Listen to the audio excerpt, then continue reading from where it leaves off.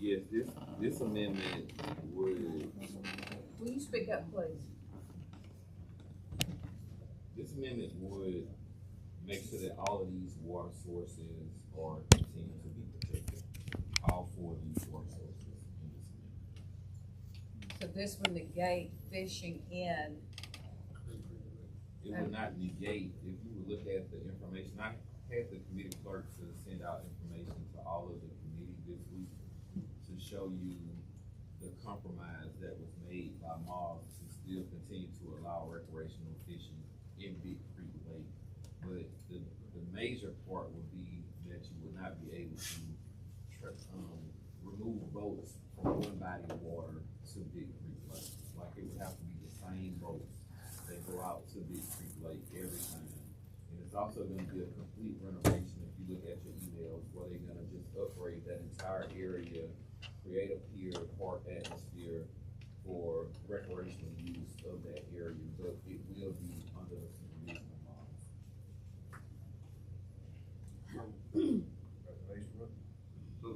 You've been fishing there for 50 years, and all of a sudden, they're not gonna let you fish something. If we please, just turn that up and by ducks and geese, not by boats. That's what the transformer is. Representative Moore? So with this amendment, why are we picking and choosing what waterway is a critical infrastructure facility? Why would it not all, if it's deemed critical infrastructure because it's our reservoir, why are we picking and choosing with that amendment? I can try to answer that. No, this is only going to address the reservoirs that are built on a navigable waterway, which are then deemed a public waterway. We got Ms. Skaggs here from Department of Conservation that might can help answer those questions if needed, but that's the reason we're doing it for this reservoir and not all of them. Because not all reservoirs are built on a navigable waterway.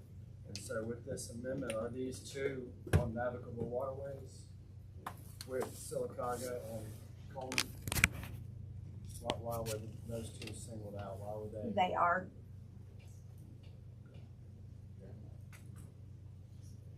Questions, comments? I've got a motion by Representative The Bracy. last comment, the reason why these other bodies were added was because the members that represent those areas felt like they needed to be added in to protect the communities that they serve. And that's why initially we had the Central, we had Mobile, and then over the break when we continued to work on it, we had Sylacauga and Coleman has to be added to the amendment, so we would have one clean amendment.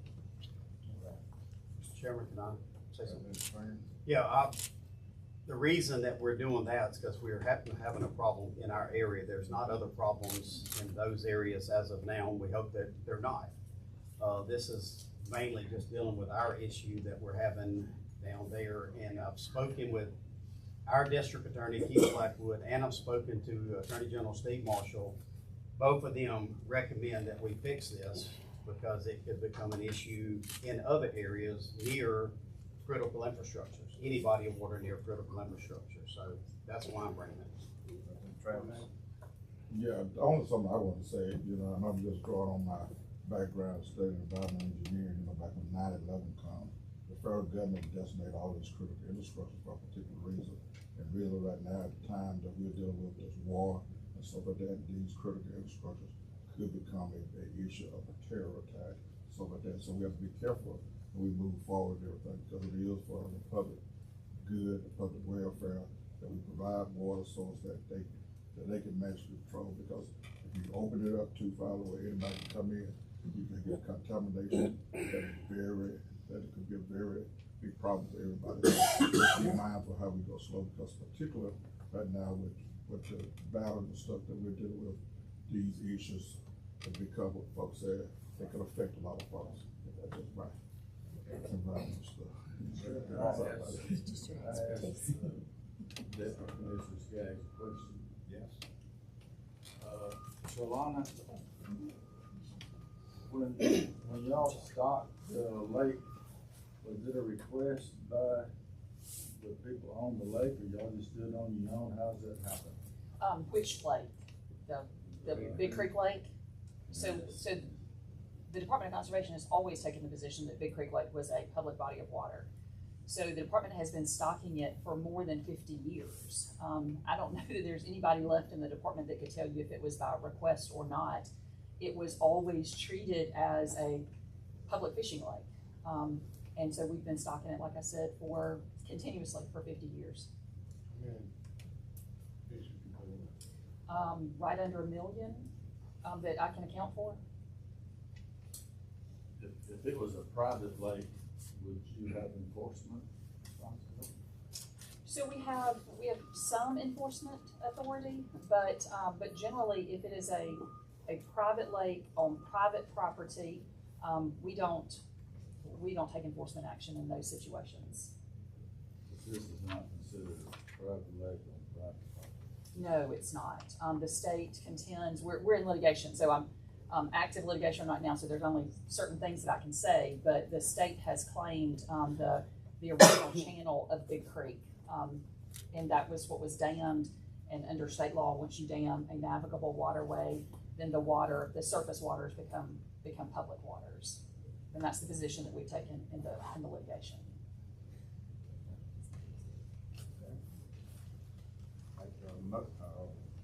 Representative Bracy has a motion, is there a second? Second, I have one just clarification. Is Big Creek Lake, is any of that part of the Board of Water and Sewer Commissions that resides within the city of Birmingham, the city of Mobile? Yeah. So this amendment would gut his bill on what he's trying to do. I don't necessarily say good, I say it protects the. But with what his intent of the bill is. Correct. Okay. Have a motion by Representative Bracy, second by Representative Travis to give the amendment a favorable report. All in favor indicate by saying aye. Aye. All opposed, like sign? No. Okay, we have, indeterminable, so I'm gonna ask, clerk to please call the roll. Representative Klaus? Aye. Smith? Aye. McCampbell? Bracy? Aye. Crawford? Easterbrook? No. Gibbons? No. Hollis? Halsey? Yes. Kirkland? No. Lipscomb? Yes. Marcus? No. Moore? No. Travis? Yes. Wilcox? No.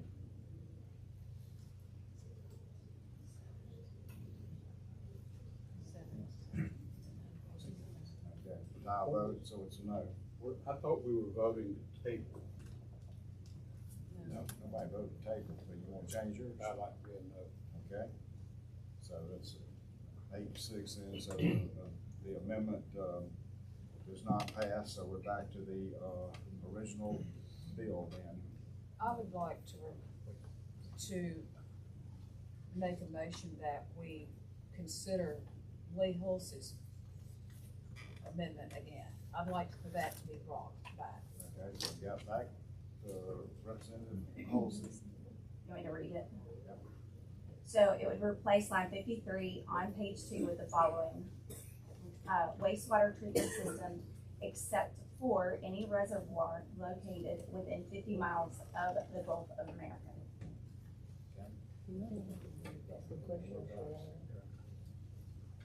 Deputy Skaggs, is that body of water, a body of water that she's talking about at Central, is it considered a public body of water?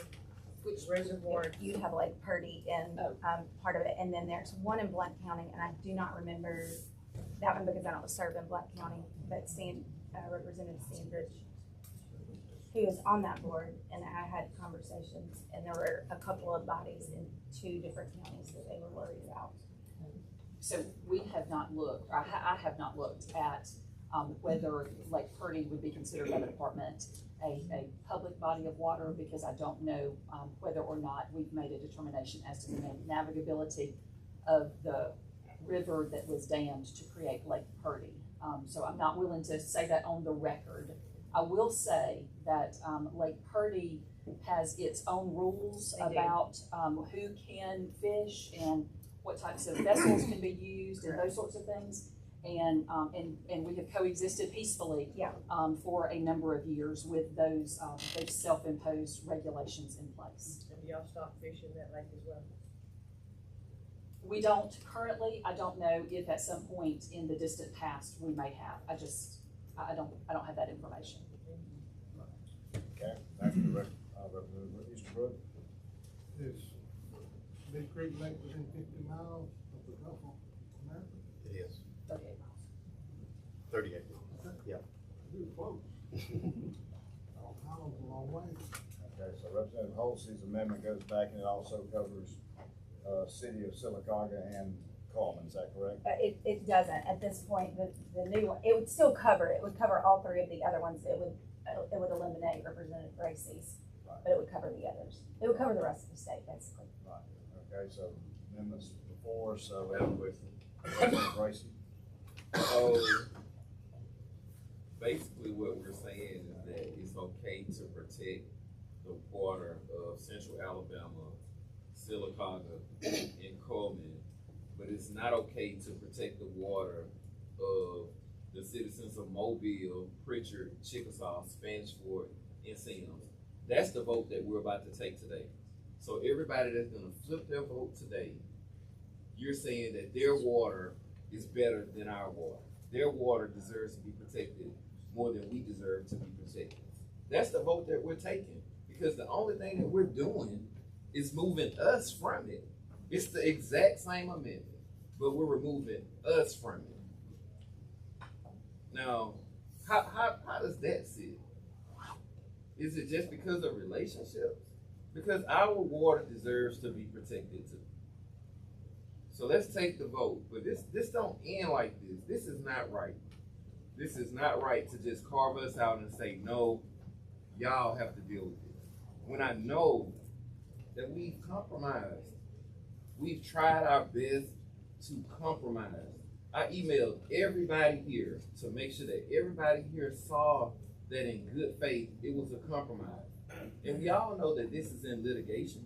We all know that this is in court. But we're gonna just overstep all of that. And it's like we're gonna ram down the throats of the people that actually have to drink the water. And the majority of the people that are going out here, they are not customers of Mars. Thank you. We have a second, Representative Holsey's. We have, We have a second by Representative Travis. for this, you're okay. Okay, so we'll have a vote. Do we or do not, we do not? Well, Holsey presented the amendment. So do you Yeah. want a second Well, for Holsey? yeah, either way, well, Curtis had seconded it, let it go on record that Curtis seconded. Okay. He did, we have that's a roll call vote by Representative McCampbell and a second by Travis, so Gibbons will be vote second on the amendment. So, so roll call on Representative Holsey's amendment. Is there a second on the roll call? We have a second. Can I ask one more question? Oh, yeah, Representative Crawford. What do we vote for? We vote for Representative Holsey's amendment. What does it say? What is it gonna do? Say it again. It changes line 53 and replaces it I know with, that, but, so, it's gonna do exactly what Representative Bracy just said. It's gonna eliminate all the rest of them. It's not gonna allow them to be pulled from the critical infrastructure bill. Only that area in Mobile will be. okay, and in the Gulf of America, federal, we got a state bill changing it, what did that get passed? Is James Blunt in here still? I asked that, who's in here? I asked that when it was He's originally outside? written I think this so. way.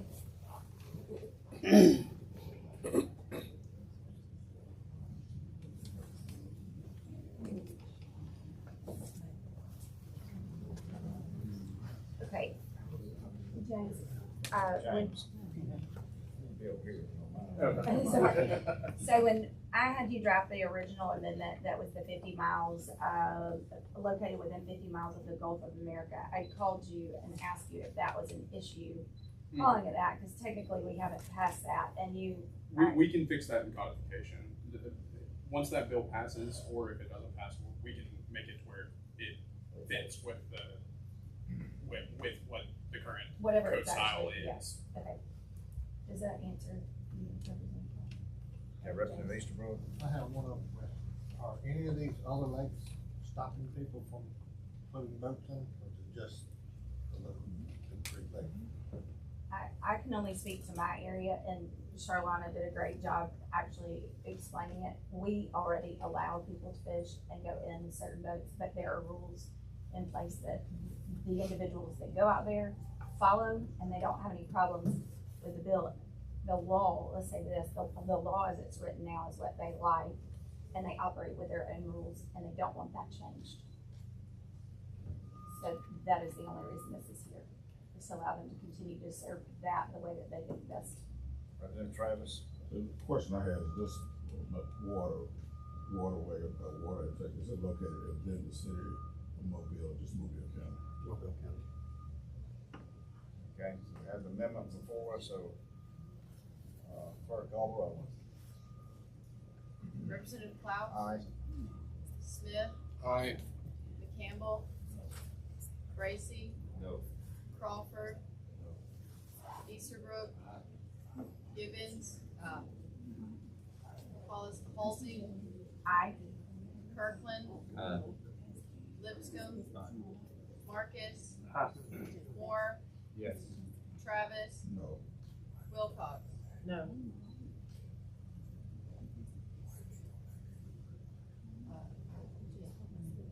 Okay, the amendment passes, so, House Bill, 484 as amended is before us now. Now, he's supposed to be back there. Yes.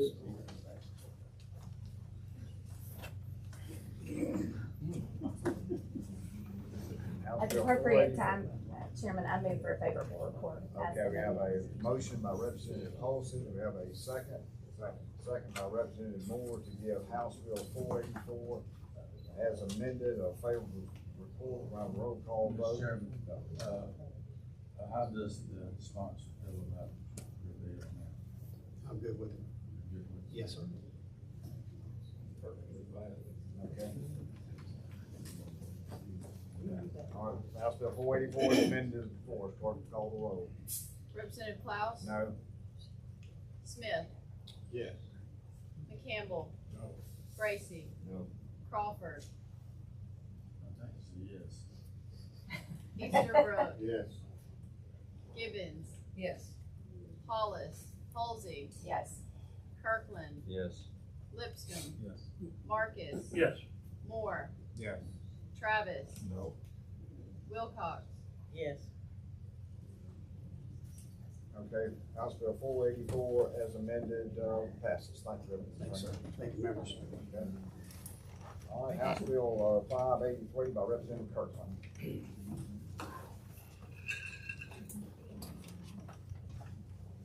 Thank you, Mr. Chairman, for the recognition. Members, today you have before you for your consideration House Bill 583. What this does, in our state, road construction workers, we all know that that is a very hazardous job with traffic going in and out and speeds being a factor. Road construction workers go to work every day and every night in the state of Alabama to maintain and construct roads. These jobs are by nature dangerous due to speed as well as lane shifts and other factors. Troopers post at work zones to patrol the site and traffic. There must be a minimum of 2 state troopers with cars to enforce traffic laws. Alabama does not have the manpower in our trooper force to provide this on a 24/7 basis at all work zones. In past cases, we settled for the trooper presence, but not the enforcement of the laws. Many road workers have been killed over the last several years and injured, and I have some statistics and names and examples that I can provide after the meeting if you so desire. One of these was a gentleman that worked for the company that I'm employed by, so it touches everybody. These jobs, we chronically have shortages of people in this business. And I gotta tell you, if you ever go out on a road job at night, that's a harrowing experience, and my hat goes off to those guys. I don't have to do it very often, but when I do, it's very, very, very dangerous. This bill would allow Alabama to take advantage of automated enforcement tools, rules to ensure enforcement 24 hours a day, 7 days a week, when workers are present. It is a pilot program. Implementation would occur on October 1st. Tickets would not be written until November 16th. The pilot program would include one section of interstate in the state of Alabama only. As I said, implementation would be October 1st. Tickets would start on November 16th. Each ticket would be $250. That's cheaper than getting a ticket now if you're in a work zone running over the speed limit, because you have court costs involved. No court cost here. It's a $250 ticket. There will be no points assessed to your driver's license as well. It's a civil infraction. And you would only get a ticket if you're going more than 10 miles per hour over the speed limit. And as I said, it's only one interstate job in the state of Alabama in one zone.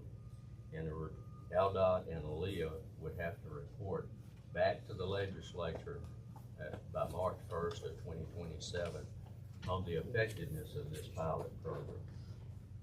Let me also say, in case you're wondering where the money goes, 50% goes to ALEA and 50% goes to the Road and Bridge Fund of the State of Alabama Highway Department. And at the appropriate time, Mr. Chairman, I do have a amendment. Okay, Representative Moore. I was just saying, Okay, any questions or comments? First on the bill, Representative Crawford. How do you determine the effectiveness of it? You know, that's a great question, Representative Crawford. I think probably, there'll probably be troopers around. I gotta tell you, I was coming here the other night on I-65, coming through the Calera area, and the speed limit there was posted at 45 miles an hour, and things were going 70 miles an hour. And of course, you can track wrecks and injuries, and of course, tickets written as well. But I think the tickets will probably go up somewhat since you're actually enforcing the laws instead of just kind of sitting there. You know, and let me also say here, it's dangerous for those troopers as well. You know, they have to get out of the median, get onto the roadway through traffic and chase that car down, and then they have to get out and issue a citation. The fine is divided as it normally would be. I'm not sure how it's currently divided. I know, if you get a ticket right now, you have court cost involved, and it's upwards or somewhere around $500 in some counties. Okay, what's the rest of the council? Do you have any idea of what's the, photo speed of those cameras? I do not. They are capable of taking pictures of a moving vehicle, above 70 miles an hour. They'll take a picture of the vehicle and the back of the vehicle where the tag is. I don't think they'll be able to see in the vehicle to take your picture of that. No, I'm asking the photo speed. If you have 3 or 4 cars in a line and they are going at that speed, do those cameras have the photo capability of getting all 3 of them instead of just getting one? I don't know the exact photo speed, but yes, my understanding is that they can do that. This is a technology that's been around for a while and has been refined over the years. Some of you may have gotten a ticket in Florida. I know I have. Not in a work zone. I have a question for the bill, not for the amendment, so. Okay, so we have Representative Moore, we're ready to amend. Oh, please. So replace lines 246 through 248 on page 9 with the following. Exercise discretion in issuing a warning in lieu of a citation. And replace lines 260 through 264 on page 10 with the following. Section 10A. The Secretary of ALEA shall adopt rules providing for a hearing procedure and an administrative resolution of speeding violations under this act. The rules shall provide for the hearing to be conducted by a driver license hearing officer or other hearing officer appointed by the secretary. The hearing may be informal. The hearing shall not be a contested case under the Alabama Administrative Procedures Act. Following the hearing officer shall issue a final order. Then remove lines 351 through 354 on page 13 and replace lines 387 through 417 on pages 14 through 15 with the following. Section 15. A final order issued under Section 10 may be reviewed by the Circuit Court by the filing of a notice of appeal pursuant to Section 41-22-20 Code of Alabama 1975. Within 30 days after the final order is issued, the filing of the notice of appeal shall stay enforcement of the civil penalty. End of amendment. Questions on the amendment or a second? I'll second. We have a second by Representative Travis. All in favor indicate by saying aye. Aye. All opposed, like sign, so amendment passes. Representative Wilcox. What mechanism is the league gonna utilize to report to the legislature? I would think a formal report. I'd appreciate it that make regular reports to the Joint Transportation Committee. I did not make an amendment on that, but I think that'd be the proper I think form. you're absolutely correct, and I think we can make that happen. I don't think I know we can. Thank you. Okay, Representative Travis. The question I have at reference to this is, well, just like Work Zone Safety Act, does this apply all time councils? We know sometimes like holiday weekends, they cleared where no workers are working over, the cameras still be operated during that time, we see that happen. Mr. Chairman and Representative Travis, the workers have to be in the work zone for it to be operated. The cameras would have to be turned off if not removed. The work zone, if it's on the southbound side, there's no cameras on the northbound side. You know, I would say if they designate a work zone, if there's traffic on the southbound side, but not the northbound side, then you have cameras on the southbound side. Okay, cause that's what I'm saying, I just don't, Yeah. an uninvolved strip, I don't think should be a If plan. you're in a situation where you have all 8 lanes or 4 lanes under construction or repaired, I would assume that would take a case there that they close on both sides of the road. Bill's been presented by Representative Kirkland, Representative Moore. I make a motion that we give the bill a favorable report as amended. Okay. Second. Second. Okay. We have a motion by Representative Moore and a second by Representative Givens to give House Bill 583 amended a favorable report. All in favor indicate by saying aye. Aye. All opposed, like sign. So House Bill 583 is amended, passes. Thank you, Chairman. Thank you, member. Okay, we're going to the public hearing section or the next two bills. First one is House Bill 542 by Representative Blackshear. And go ahead, Representative Blackshear. Good morning, Mr. Chairman, committee members. I think there's any doubt that we need a new state house sitting here for 5 or 10 minutes today, you'll realize it's probably the right thing to do. So thank you for sitting through the heat and giving us some time for this. HB 542 has been a bill that's been in the works for almost a year now. It was introduced at the end of last session. And out of that, we passed a resolution to set up a study commission. And we started meeting over the summer last year. Representative Kirkland happens to be the vice chair of that study commission we had. Representative Travis served on that commission as well too. And we had individuals that would all be impacted one way or the other in this piece of legislation were part of this study commission. So what we're doing on this is currently today, what we're specifically talking about is road projects where we're utilizing state funds and line relocations from utilities. When they come in and lines must be moved for road projects. Currently today, how it works, if your gross annual income is $250 million or less, you're eligible for reimbursement via ALDOT for these line relocations. That's completely at the discretion of ALDOT. If you're over $250 million, you're not eligible today for any reimbursement whatsoever. So what this piece of legislation does is it allows the $250 million and above to have a seat at the table for reimbursements because they're impacted as well too. A lot of discussion the last couple of weeks in this room has been talking about controlling rising utility costs. A lot of the cost, you're not getting reimbursed for it, a lot of times ends up in the customer's hands with increase potentially to their utilities cost at the end. So this would give them a seat, it would put a cap of no more than $10 million must be spent on the over 250. It also puts a piece in there, a number on the under the 250 million to be no less than 20 million. To give you where they are today, just real quick, so that's a total of $30 million if you look at it that way. Currently today, the last 5 years, AlDOT has reimbursed 225 projects for $109.3 million, the cumulative total.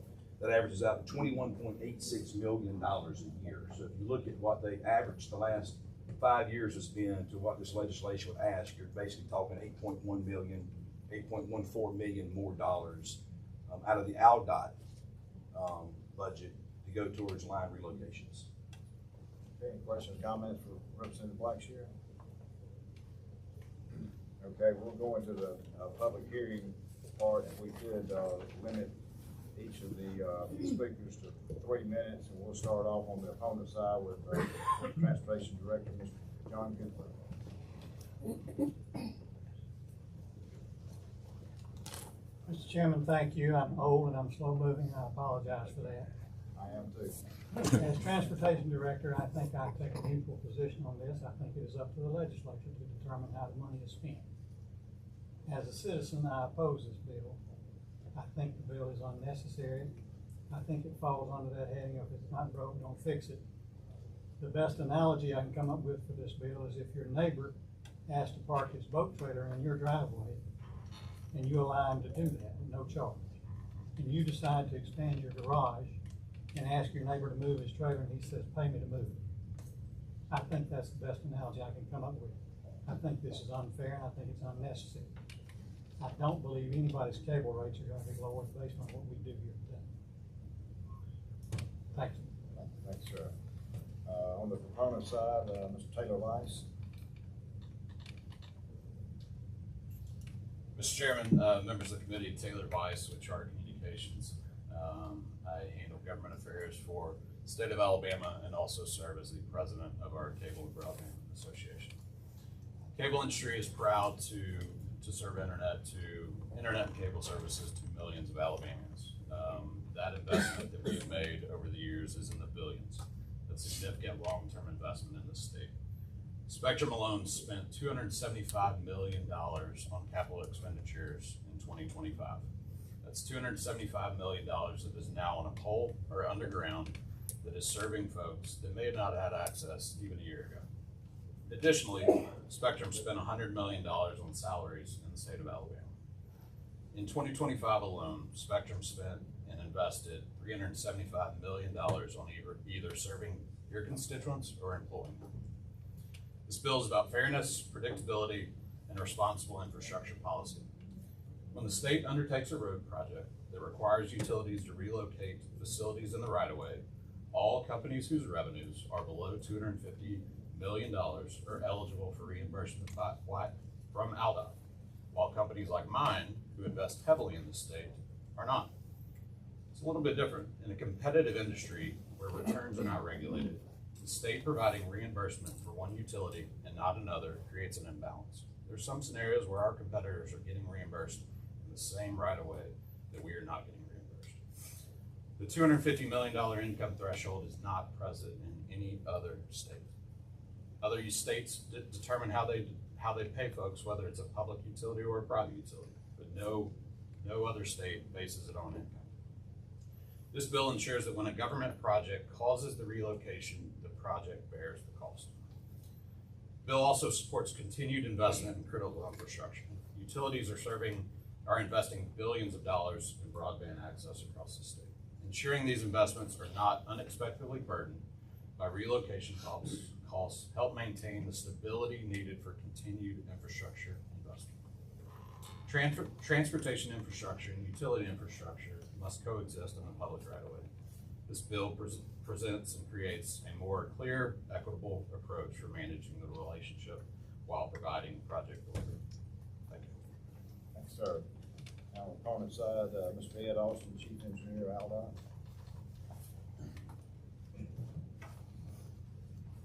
Thank you, Mr. Chairman, committee members.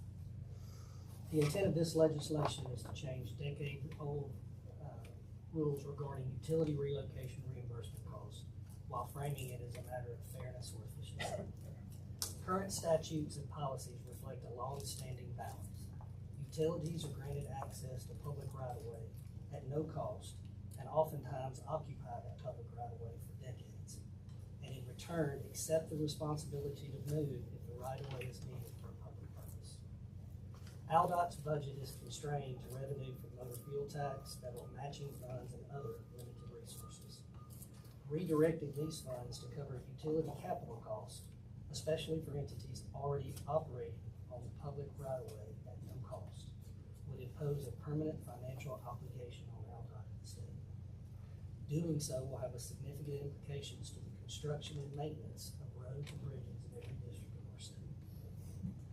There are more than 450 utilities located within ALDOT right-of-way throughout the state. There are very few miles within the almost 10,000 miles of non-interstate roadway that ALDOT maintains where multiple utilities could not be found. But it's important to understand the context of when a utility relocation needs to occur. In all but very rare occasions, relocations typically coincide with what we call system enhancement or capacity improvement projects. These types of projects historically represent only about 10% of our annual budget. In some cases, the right-of-way we need to address drainage issues or the clear zone driver recovery area is not sufficient to also handle utility relocations, and it can result in additional acquisition costs for us. And while the choice to relocate off public right-of-way is always an option, utilities almost never do so. This requires them to obtain their own right-of-way, but this would minimize the likelihood of a future relocation reimbursement, and it would get rid of the $250 million cap challenge that was discussed. Instead, they choose free occupancy on public right-of-way and prefer to take their chances on future relocation proceedings, knowing better than anybody how infrequently required to move. Transportation funding in Alabama is already limited, and our needs are vast. Preserving the integrity of those funds for their intended purpose, roads and bridges, is critical for statewide mobility, safety, and our economic growth. Thank you. Okay. Also on the phone side, Mr. George Connor with Alabama ALDOT Deputy Director. Thank you, Mr. Chairman. Thank you, members. Adding on Mr. Cooper and Mr. Austin have said, I wanted to respond to the statement Mr. Vice made about needing predictability. Absolutely understand that. I would like to emphasize how ALDOT provides that predictability that the utilities need right now. Mr. Austin talked about we incur additional costs to buy property at no expense to the utilities for them to occupy for no fee. We don't charge lease, there's no rent, they're on there, and the majority of them are on for decades without incurring any additional cost to your relocation. That is the very definition of predictability. But there are also costs for utility accommodation on public right-of-way that are indirect, but no less real. I'm over operations for the department, which includes our maintenance and traffic and keeping our roadsides. When a public utility is on the right-of-way, which is serving the public good, and we support that, but when it's on there, there are immediately, and for the life of that utility's presence, limitations on what ALDOT can do, or any public owner can do with that right-of-way to keep it maintained. We are limited on where we can dig, we're limited on where we can reshape, we can correct, we can repair, we can do maintenance. On top of that, the compliance of utility companies with the requirements that they sign on these permits, be it a certain depth or deeper, be it a certain distance back from the roadway, compliance with those requirements is, if I'm to be very generous, is to say quite uneven. And in particular, in our broadband industries, is much more frequently an issue. We have, after a permitted installation, had someone clipping the shoulders, taking 2 inches off right at the edge of the pavement, snag a fiber that was installed a few months before, under permit, where they were supposed to be many feet back and 36 inches deep. So there is an indirect cost to the department that we bear all the time as part of our accommodation. And to add those costs, those direct costs that Mr. Austin outlined, would be in addition to that and make our everyday job of keeping the highway network functional even harder. Thank you for your time. Can we ask questions of the speakers? Yes, Representative Wilcox. You brought up a point that intrigued me. Alabama doesn't charge for right of way. Correct. And I'm just trying to clarify my knowledge. Some cities and municipalities do. They may, I don't know. Okay. Do other states charge for right of way access to utilities? I am not aware that any do. I cannot say with authority that none do, but none that I'm aware of. Any other questions, comments for speakers of Representative Blackshear? May I add something there? Representative Campbell? You mentioned a line being snagged that was not in proper place, regarding the contractual agreement. Okay, how often does that happen?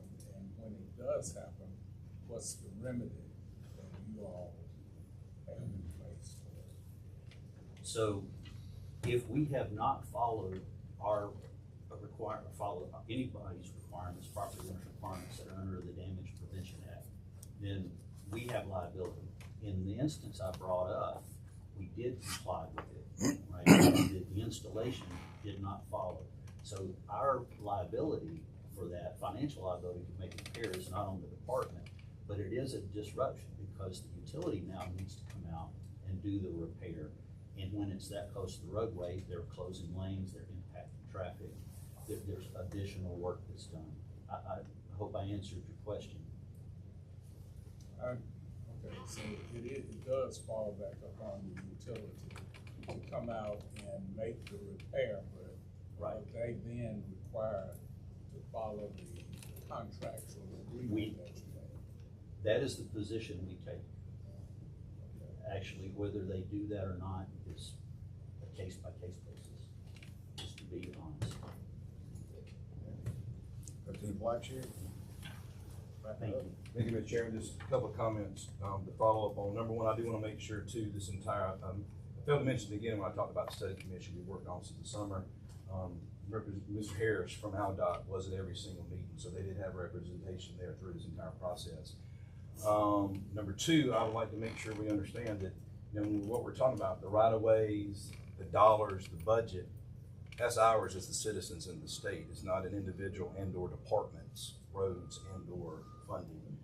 Also, the $8 million we're talking about at well two would be an increase, of course it would be, out of a $2.5 billion budget. Is what we're currently doing. I'm trying to give you some numbers with that.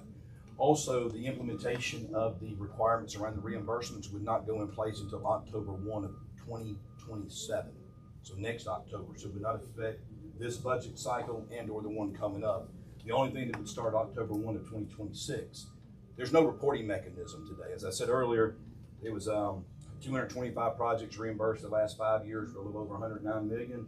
What I failed to tell you was there was 365 projects and no reimbursement was issued from AlDOT. We want to capture why. So there's a piece in this legislation that starts October 1 of 26. It says you must start telling us every project is eligible for reimbursement. Did it get reimbursed? If it didn't, why?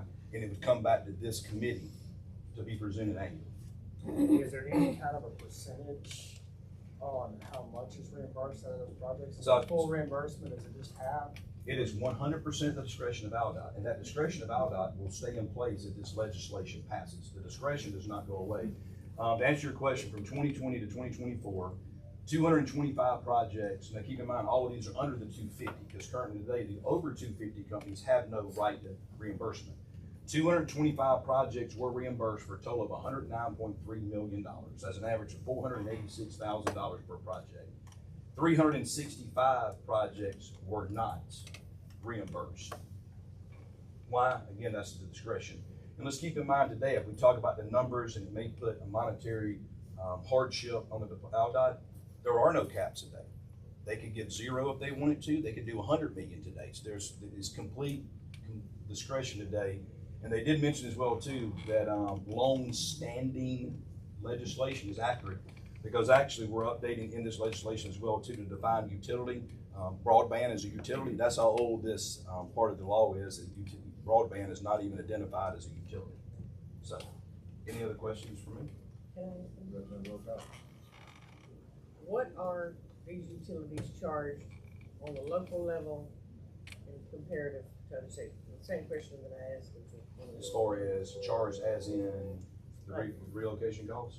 No, as in franchise, is it franchise fees that give them access to the right of ways to city streets? I'm trying to understand. I would have to ask, Taylor, do you have any, how you want to answer? Because I know y'all do a lot with utilities in cities. So in Alabama, and the league can speak a lot to this, municipalities and counties have the right to franchise the rights of way. And so in obtaining those franchise agreements to operate in the right of way, cable specifically pays 5% usually of gross receipts for access to that right. So when a road is upgraded or access is upgraded, y'all are not charged to move those lines, the municipalities do it, because they charge you that fee? No, we're still responsible. In franchise agreements too, the way that our franchise agreements read is, say it was a city or a county that was putting in a new road or expanding a road. In our franchise agreements, they spell out that if one utility gets paid, everybody gets paid. That's essentially what this bill is saying as well. If one utility, regardless of what they are, is in that right of way and is asked to move in the city, county, state, is reimbursing somebody, everybody's eligible for reimbursement. That ends the public hearing section of House Bill 542, so we'll vote on this bill in the next meeting. Thank you, Mr. Blackshear. Now the public hearing on House Bill 566 by Representative Lee.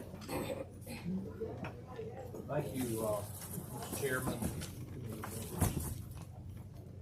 This bill addresses a loophole that we've had for several years, and we're seeing this kind of abuse begin to get more abused. But I want you to just imagine your hometown, if you own a construction company, and the business license in the home project or the home municipality that you have your business, say you have a $25 million a year gross income.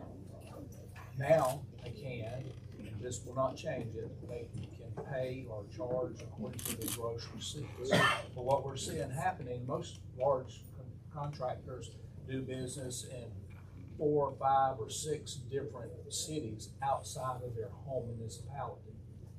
This bill will prevent those cities from charging them on the gross receipts of the whole business. This will only charge them, allow them to charge, do a flat fee, or they can do a gross charge on that project in that community, not with all the different ones put together that the home is. So that clarifies that. That's a major cost for, and guess who paid for it? The one that's having the contract, the work done. It also addresses county projects done on behalf of the county that's owned by the county, that the city, obviously, it's like home. We have county-owned property inside the city limits. And if they are doing work on their own building, then they don't have to buy a license, period, for that area. So that in a broad nutshell is exactly what this does. I just think that there are a lot of people that get charged 2 or 3 times that should only be charged once. Nothing wrong with charging them what that project is, where they're working, but not going back and looking at their whole picture to charge them an enormous amount, several times. Yeah, the question I had, would this apply to home building? Yes, sir. I just have a question. Where's the league on this? I assume that they have spoken to their members and like it, or? I'm quite sure that you're gonna hear from them in just a minute. Representative Wilcox. Didn't we about 2 years ago pass a bill that And I think it really had a lot to do with our I-10 bridge project, so that projects in there are not taxed across the board. And there's not a sales tax. So in other words, if the state was doing a project, they weren't having to pay taxes on the Material, that's possible, I don't. Okay. That's the yeses. All right, thank you. We're going to the public hearing, section first, limited to 3 minutes. First, comment is Trace Zorn, AGC.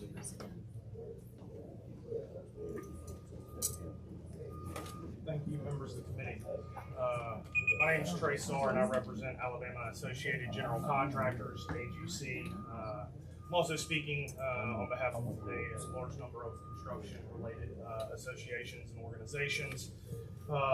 Senate Bill 304 creates a framework by which construction businesses will pay business license fees to municipalities. Bills 566. Yes, sir. Sorry, Okay. 566.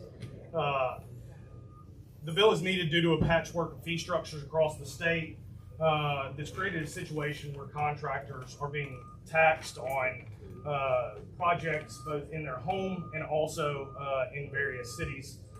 It creates, in this framework, two different scenarios. First is the project cities, where the contractor has a job but not headquartered. As Representative Lee said, they may charge the contractor for a business license on a flat fee or the gross receipts of that actual project in the project city. Second is the headquartered city. In those, the city shall permit the contractor to deduct from its gross receipts what it has paid in other cities that have also charged gross receipts on the project. Essentially, what we are asking is that the contractor not pay twice for the same project. Fee structure is not a new concept.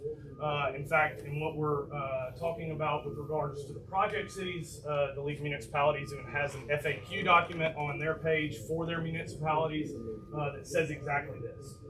And so we're trying to codify that portion into law.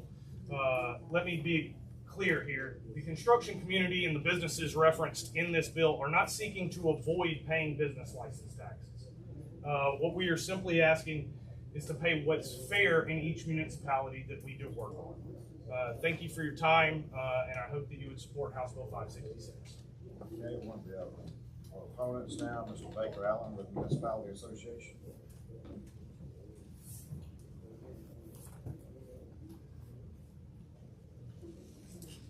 Good morning, I'm Baker Allen. I'm the Director of Governmental Affairs for the Alabama League of Municipalities.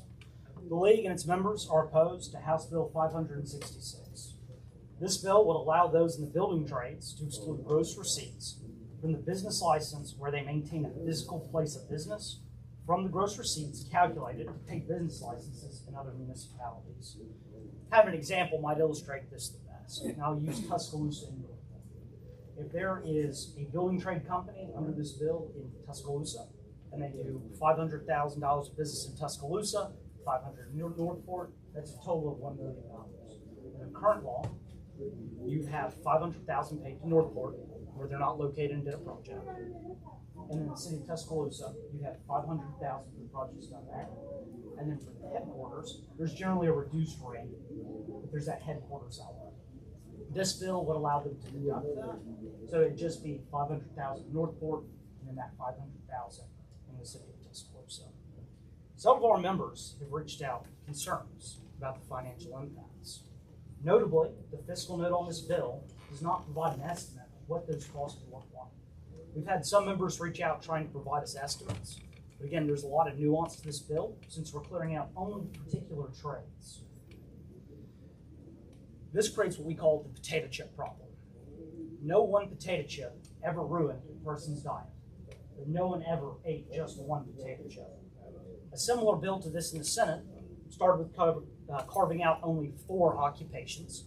It was amended in committee and went to 11, and now the House version has 12 carved out. We imagine that more occupations and industries will continue to want to be included in being carved out. It's expensive to run a city. I don't know if y'all saw the WSFA article yesterday talking about how hard it is to get a fire truck currently. We reached out to some of our members to get an estimate. And an estimate based on a few of those members, a fire engine costs about $960,000 and $960,346. And if you want the latter, that's going to bring it up to close to 1.7 million. Again, as we try to whittle away revenues, there's serious impacts on those municipalities. And the lack of that fiscal note and clear cost is an issue. These decisions should be made at the local by local officials who are accountable to their constituents. Thank you. Mr. Chairman, I ask a question. Representative Crawford, you said earlier that, if you give an example, 500,000, that they can deduct that 500,000. You're saying if they're paying Northport, they can take off the 500,000 from Tuscaloosa already? So not under current, well, I'll say municipalities have different standards they set. So that's why it says flat fee or gross receipt. In this case, we know Tuscaloosa does have that headquarters element. So if you're headquartered somewhere, you have to look at the total gross receipts. And those are further broken down by what you actually did in the city. And then there's a reduced rate from that element for what you did across the state. So this bill would basically eliminate everything that was done outside of the city for these 12 occupational trades. If you had someone inside the city that did $500,000, never got outside of that city, would their rate be the same if someone did 250,000 in one city and 250,000 in one city? This bill, assuming that the Tuscaloosa example holds, this bill if this bill passed, it would change those elements. Because instead of them both paying based on that total 500,000, you have that 250 and 250 split. That 250 comes off in the calculation for their headquarters. It comes off in the calculation of the business license. Correct. From the gross receipts side, since that gross receipts total gets removed, and they're only doing the gross receipts where the actual activity takes place. I think there was a reference to about our FAQ document that provides insight. That is true. What Trace said, that there's kind of a caveat there. So in the Tuscaloosa Northport shouldn't charge for, even though it's not headquartered there, for the whole entire state. And our FAQ makes that clear. If you're headquartered, you're generating a different level of economic activity where you're headquartered versus where you show up. And so just want to make sure that was kind of cleared out on the FAQ side. So the way it is written on line 81, the amount of business license shall be calculated on the basis of a flat fee or the gross receipts. The flat fee, but is there anything, I don't see anything necessarily, unless I'm just missing it, that says what the calculation for that is. So does this still allow for flexibility for municipalities to charge whatever they want The bill in does, their flat fee? correct, it does. Does that not address a portion of the concern that Representative Lee is trying to address? That's a great point. It won't address that concern for us. You have sometimes a small or mid-sized city who just simply does the flat fee because they're not having a lot of traffic, or it's one-off or occasional over different years. But for those who are dealing frequently, they'll sometimes scale to that gross receipts model versus the flat fee. So it's not always an apples-to-apples comparison. Because you might, if you have a big city, you might not want to have a high flat fee if you have people who come in occasionally and do a little work versus people who are doing work all the time and generating extra costs. You need that fire police service on a regular basis. Okay, so for right now, just as an example, and I'll just use Helena since I live there. If this passes like this and they're looking at the flat fee, it would be easy for them to just essentially go back and look at prior business licenses and see what their rate was, and they could really just still set their rate. They could be uniform for every single person. So it has to be uniform, so it can't be, okay. And then my last question, and this maybe is more of a statement, the only, I mean, I have some concerns in general, but I mean, I would be concerned about other industries as well, trying to start looking at this, and this probably goes to your potato chip reference. But I mean, I have a business in Alabaster, which I'm responsible for paying a business license with a fee based on set amount and then gross receipts. What if I open one in Helena is Helena gonna be looking at my gross receipts from my business in Alabaster and Helena to charge me? And we don't tend to do that, so I see where there's precedent in other places that we don't do that with other types of industry.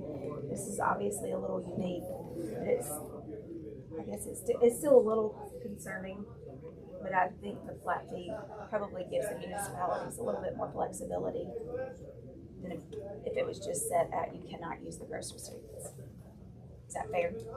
It will, especially for those smaller municipalities, or some of them, the ones that do use that gross receipts model, it could have a huge impact. Or if you'd have to restructure your whole rate structure, and then, could disincentivize movement when you go up on those rates to offset those costs.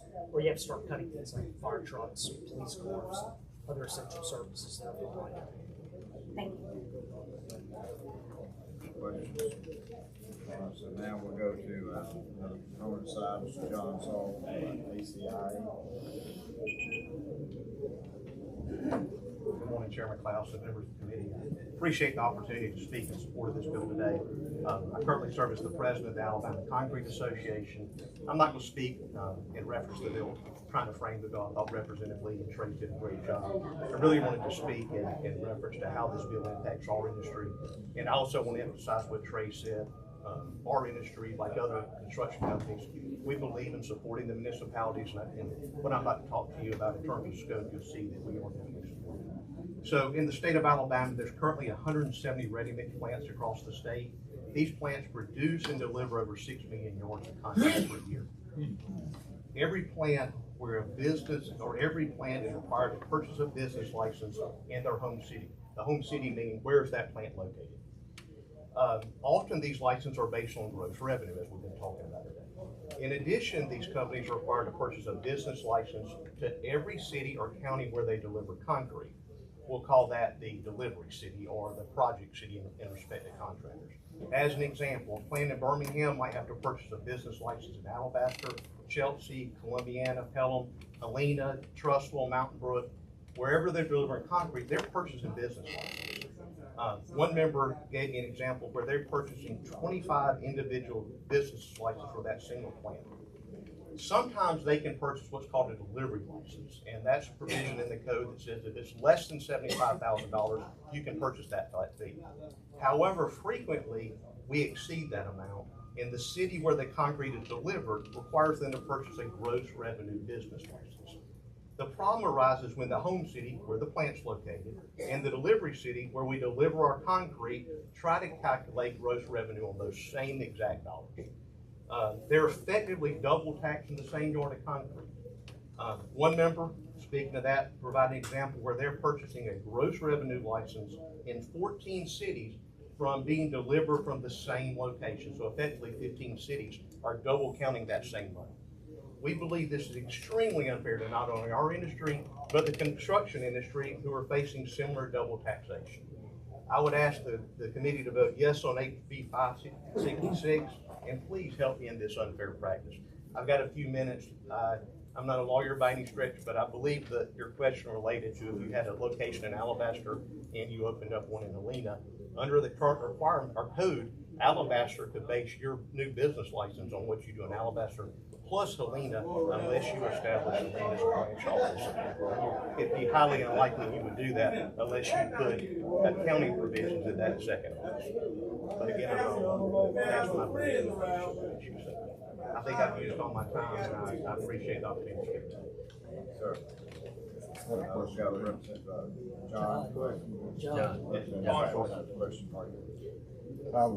was acquired reference to country where they have multiple locations, like for instance, the Bama, my community, they have locations in northern county, and they also have in other cities that they require, Tuscaloosa, the base that they require gross of all their locations. Does it?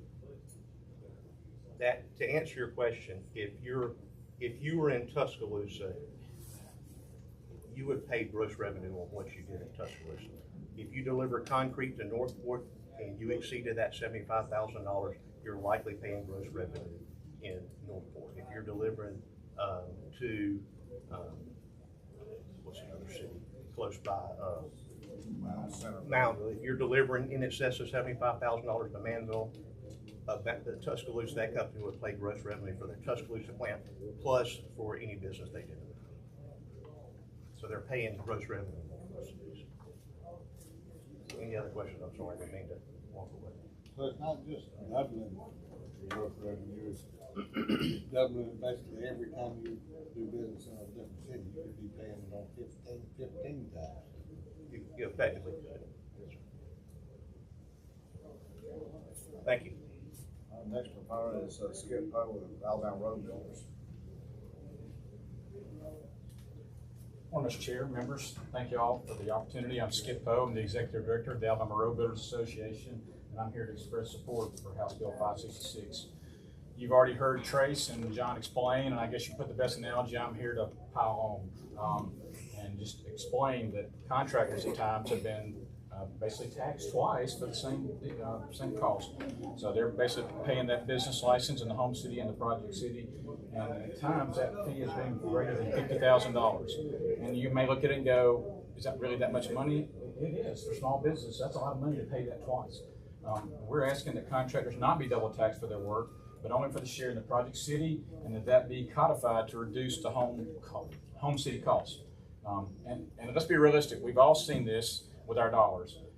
Construction costs are escalating, labor costs are going through the roof, material costs are going through the roofs. That's nothing that contractors can control, and that is in the end, our infrastructure dollars are decreasing. We're losing our buying power again, and we must take steps to protect those.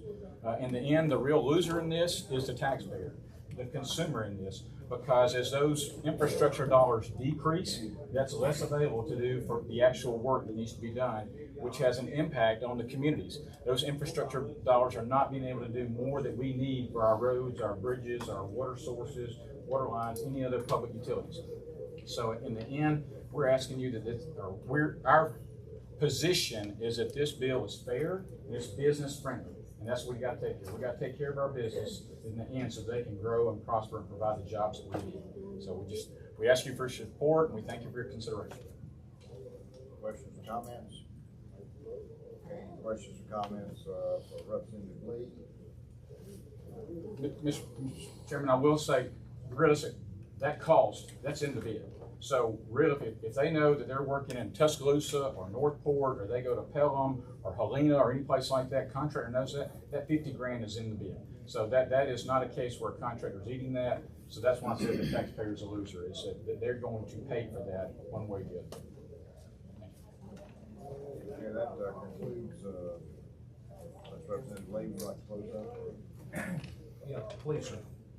I want to make it clear now, the cities still have control of whether to charge for a flat fee or gross receipts. But what this bill does, they just can't do gross receipts in the delivery area for the entire business income. They can do it for the project in that area. So when you start having multiple places, you can just imagine you could have 5 or 6 different projects going in different cities, and you're not only paying gross in those, you're paying gross at home. So the gross should be at home only. The location delivery should be for that project only, whether it's flat fee or gross fee. And that's the city's choices. We're not taking that authority away from them. So the 75,000 threshold, for instance, that's still in play. That's still in play. So if it's housed in Tuscaloosa, that's the place businesses housed, and they are doing $75,000, $74,000 for business and more, then that is going to be taxed in their home. If it's over the 75. If it's under the 75, then it's going to be taxed. Well, to be honest with you, I can't answer because that's present law. I don't know exactly what that is. Can Tracy? Can you answer that? I can't hear back here, to be Okay, honest well, with that's, you. I couldn't.